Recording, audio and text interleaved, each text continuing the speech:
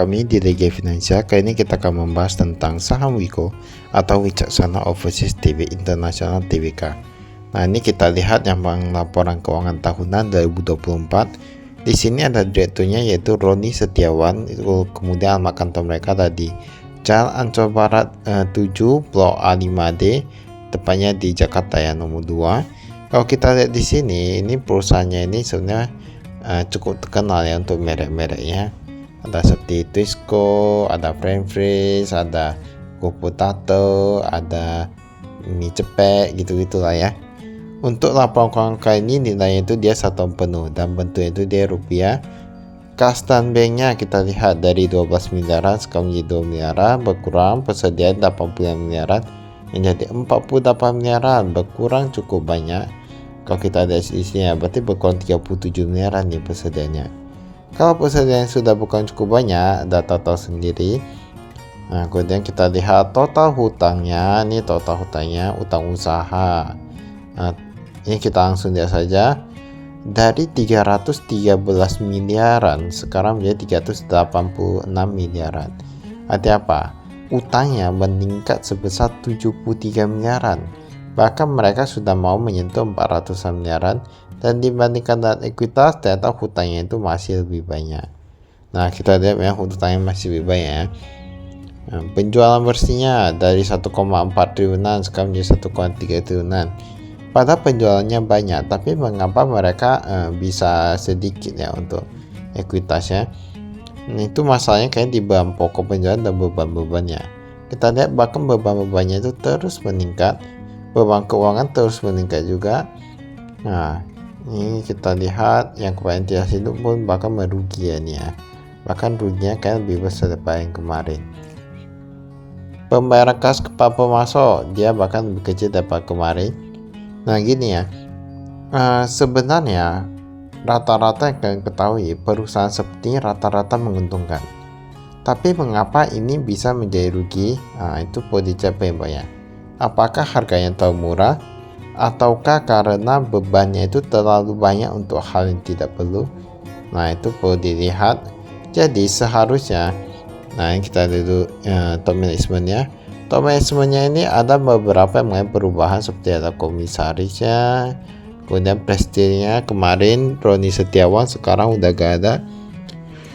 Nah ini, Roni Setiawan masih ada, cuma udah gak jadi presiden, ini jadi direktur ya. Presidennya gak ada ya. Kenapa bisa begitu? Ini perlu dipertanyakan ya. Ini perlu dipertanyakan. Oh, ini katanya mengundurkan diri 28 Februari 2024. Nah, berarti dia mengundurkan diri, Pak Roni mengundurkan diri. Seharusnya ketika mengundurkan diri itu ada alasan tertentu.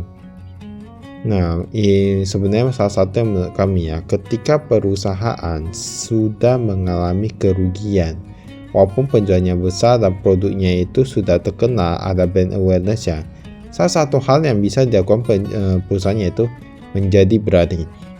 Bagaimana kami katakan menjadi berani? Potato adalah produk yang cukup digemari. Nah, mungkin mereka bisa meningkatkan harga. Kemudian mereka tidak perlu ragu ataupun takut untuk mengurangi beban-beban yang tidak perlu. Misalnya kalau kelebihan mesin atau gimana, nah bisa dilakukan restrukturisasi penjualan atau gimana. Kalau misalnya karyawan terlalu banyak, nah itu perlu dilihat juga apakah efektif atau enggak. Semuanya itu perlu dilakukan efisiensi ketika hal terjadi seperti ini. Mengapa? Ini kita ada dulu piutang usahanya. Piutang usahanya dari 111 miliaran menjadi beberapa miliaran saja. Ini piutang lain-lain kita lihat. Piutang lain-lain pun berkurang. Tapi cadangan penurunan nilai tetap ada ya. Kalau kita lihat di sini, cadangan penurunan nilai tetap ada.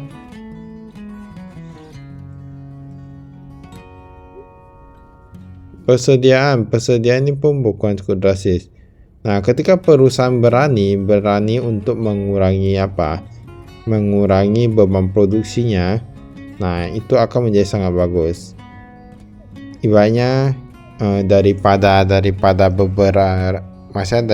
semua orang tidak kerja karena pabriknya tutup atau gimana, jadi seharusnya bisa melakukan hal seperti yang diperlukan ya, menjadi lebih berani. Nah, saya tetap bisa di sini.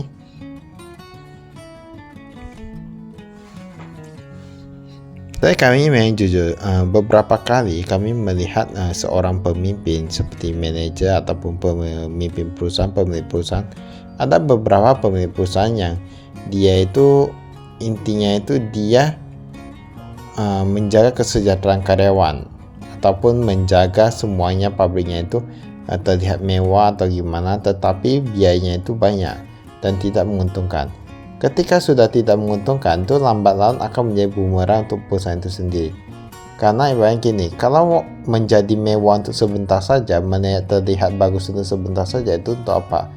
Nah, bagusan terlihat jelek dulu, tetapi bersusah-susah baru kemudian membangun fondasi yang kokoh dan menjadi lebih baik kemudian. Itu ada hal yang diperlukan. Nah, ini modal sahamnya kita lihat di sini ya. Modal sahamnya itu ini ada dipegang oleh DKSH Holding AG Switzerland 80,8777%. Lalu ada Jaja Dijaja sebagai komisaris sebesar 14,6%.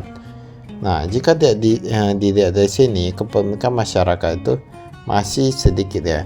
Mungkin salah satu cara yang bisa digunakan seperti ibaratnya mengeluarkan saham baru ya, kayak gitu, ibaratnya untuk menambah kepemilikan modal lah. Nah, itu juga bisa dilakukan untuk melunasi hutang dan menambah ekuitas. Karena sebenarnya kalau penjualnya udah tinggi, itu berarti karena brand awareness itu udah tinggi. Jadi agak sayang ya, sebenarnya bisa dimanfaatkan. Salah satu cara perusahaan untuk bisa bertahan itu sebenarnya sangat tergantung oleh brand awareness-nya. Ini penjualan bersih kita lihat. Makanan dan minuman dari 867 miliaran sekarang menjadi 848 miliaran.